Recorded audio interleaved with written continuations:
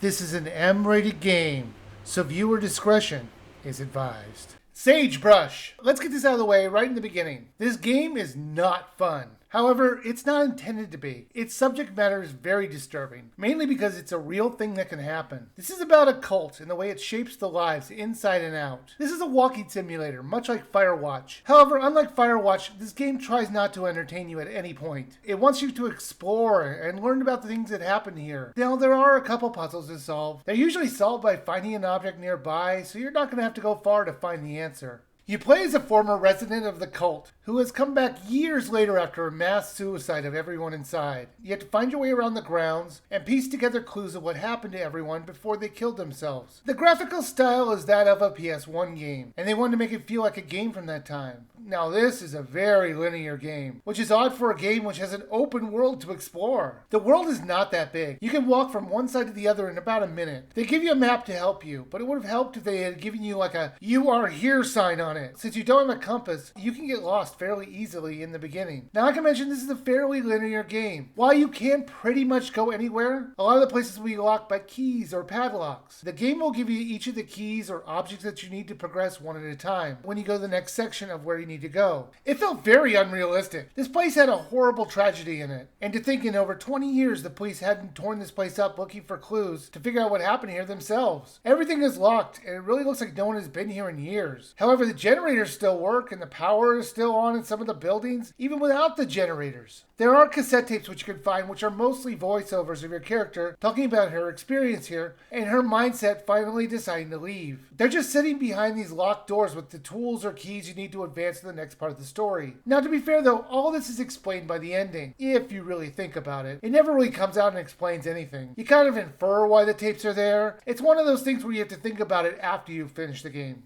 I'm going to tell you this title is very disturbing, especially when you get to the cleansing room. Like I said, you're not going to enjoy your time playing this, but it's short enough so you're not going to be spending too much time in this world. It'll take you about an hour and a half to beat this, and I think that's just the right amount of time. Sagebrush was an interesting look into the life of a cult, and the way innocent people are manipulated into doing things that they might never do. Now, would I recommend anyone actually play this? That's actually a hard one. There isn't anything entertaining in this at all. It's very depressing. But it's only $5.99 normally, and I do think that's a fair price. Unlike Firewatch, I really don't think you're going to want to come back and replay this. However, if you're interested in a short title which will explore the way cults live their lives and the way they're loyal to the cause and the teachings, even in the most extreme ways, this might be something worth playing. This one will make you think afterwards. If that sounds like something you want to experience, then yeah, I think it's worth a buy.